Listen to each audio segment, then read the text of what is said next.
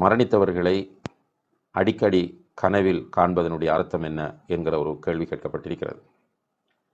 அன்புள்ள சகோதர சகோதரிகளே, நம்முடைய வாழ்க்கையில் தூக்கத்தில் கனவு காண்பது என்பது ஒரு சாதாரணமான நிகழ்வாகும். பெரும்பாலான மனிதர்கள் தூங்குகிற போது கனவு காணக்கூடிய வழக்கத்தை உடையவர்களாக இருக்கிறார்கள். பெரும்பாலும் நம்முடைய மக்கள் கனவுகள் கண்டுவிட்டால் அதற்கான விளக்கங்களை கேட்பதிலே ஆர்வம் காட்டுவதை நாம் பார்க்கிறோம். இதை வைத்து கனவுக்கு விளக்கம் சொல்வதை இன்று ஒரு தொழிலாகவே மேற்கொள்ளக்கூடிய பலரை நாம் காண முடிகிறது. குறிப்பாக தொழில்நுட்பம் வளர்ச்சி அடைந்திருக்கிற இந்த காலத்தில் கனவுக்கு பலன் சொல்வதற்காக இன்று வெப்சைட்டுகள் உருவாக்கப்பட்டிருப்பதையும் நாம் காண முடிகிறது. அந்த வகையிலே தான் கனவு காணுகிறவர்கள் உலமாக்கள் அல்லது கனவுக்கு விளக்கம் சொல்லக்கூடியவர்கள் என்று கருதுகிறவர்களிடம் போய் கனவுக்கு விளக்கம் கேட்பதை நாம் அவதானிக்கக்கூடியதாக இருக்கிறது.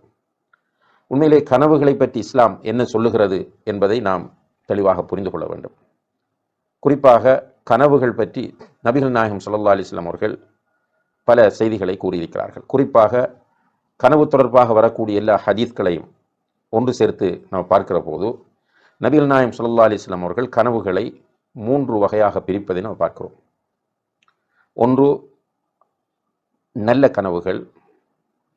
இது அல்லாஹ்விடமிருந்து ஒரு மூமினுக்கு கிடைக்கக்கூடிய நன்மாராயம், நல்ல செய்தி என்று நபி ஸல்லல்லாஹு அலைஹி வஸல்லம் அவர்கள் சொல்கிறார்கள். இரண்டாவதாக கெட்ட கனவுகள், பயத்தை உண்டாக்கக்கூடிய கனவுகள். இது ஷைத்தானுடைய ஊசலாட்டத்தினால் வரக்கூடியவை என்று நபி ஸல்லல்லாஹு அலைஹி வஸல்லம் அவர்கள் சொல்கிறார்கள். மூன்றாவது கனவு மனிதனுடைய மனப்பதிவுகள் அல்லது ஆழ் மனப்பதிவுகள். அவனுடைய வாழ்க்கையிலே நடக்கக்கூடிய நிகழ்வுகளை அவன் அடிக்கடி நினைத்து பார்ப்பது, பிறகு அது அவனுடைய தூக்கத்தில் கனவாக வெளிப்படுவது என்று நபி ஸல்லல்லாஹு அலைஹி வஸல்லம் அவர்கள் சொன்னார்கள். இந்த 3 வகையான கனவுகள் மனிதனுடைய வாழ்க்கையில் தோன்றுகின்றன.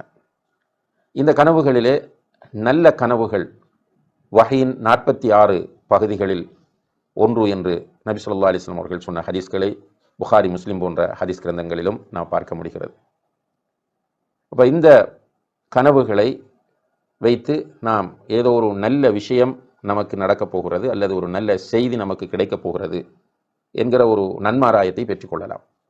அந்த நல்ல கனவை நம்முடைய கணவன், மனைவி, பெற்றோர், பிள்ளைகளிடம், நண்பர்களிடம் ஷேர் பண்ணலாம். அதை ரசூலுல்லாஹி அலைஹி வஸல்லம் அவர்கள் நமக்கு அனுமதித்திருக்கிறார்கள். இரண்டாவது, கெட்ட கனவு ஒன்று தோன்றுவது. இது ஷைத்தான் நம்மை பயங்காட்டுவதற்காக பண்ணக்கூடிய ஒரு ஊசலாட்டம் என்று நபி ஸல்லல்லாஹு அலைஹி வஸல்லம் அவர்கள் குறிப்பிடுகிறார்கள். அப்படி கெட்ட கனவு கண்டு நாம் விழித்து கொண்டால் நம்முடைய இடது பக்கம் 3 தடவை துப்புவது, ஷைத்தானிடமிருந்து பாதுகாப்பு தேடுவது, அவுது பில்லாஹி மினஷ் ஷைத்தானிர் ரஜீம் என்று ஷைத்தானிடமிருந்து பாதுகாப்பு தேடுவது, அதே போல எழுந்து தொழுவது, இவை 3ம் சுன்னத்தாக காணப்படுகின்றன. இப்போ நாம் தூக்கத்தில் கெட்ட கனவை காணுகிறோம், விழிக்கவில்லை என்றால் நாம் அப்படியே அந்த கனவை விட்டுவிட வேண்டியது. காலையில் எழுந்ததும் அந்த கனவு பற்றி நாம் அலட்டிக்கொள்ளவோ அது பற்றி நாம் யோசிக்கவோ கூடாது. அதே போல் நம்முடைய நெருங்கியவர்களிடத்தில் அதை ஷேர் பண்ணவும் பகிர்ந்து கொள்ளவும் கூடாது. அதை அப்படியே விட்டுவிட வேண்டும், மறந்து விட வேண்டும். இதுவும் ரசூலுல்லாஹி அலைஹி வஸல்லம் அவர்களுடைய வழிகாட்டலாகும். மூன்றாவதாக ஆழ்மன பதிவுகள். நம்முடைய வாழ்க்கையில் நடக்கக்கூடிய முக்கியமான விஷயங்களை திரும்ப திரும்ப நினைப்பதனால் வரக்கூடிய பதிவுகள். இதையும் நாம் பெரிதுபடுத்த வேண்டிய அவசியம் இல்லை. அது நாம் நினைத்ததால் வந்தது என்பதுதான் அதனுடைய அர்த்தமாகும். இப்போ மரணித்த ஒருவரை கனவு காணுகிறோம் என்று சொன்னால், ஒன்றில் அதை வைத்து நமக்கு ஒரு கெட்ட செய்தி சொல்லப்படுகிறது என்றால் அது ஷைத்தானுடைய ஊசலாட்டமாக இருக்கும். மரணித்தவரை வைத்து ஒரு நல்ல செய்தி நமக்கு சொல்லப்படுகிறது என்றால் அது ஒரு நன்மாராயமாக இருக்கும்.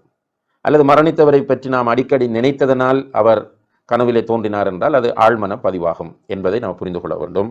மரணித்த ஒருவரை கனவில் கண்டால் அவருடைய பேரில் சதக்கா செய்வதோ அல்லது அவருக்காக வேண்டி விருந்துகள் சமைத்து கொடுப்பதோ அல்லது சிலர்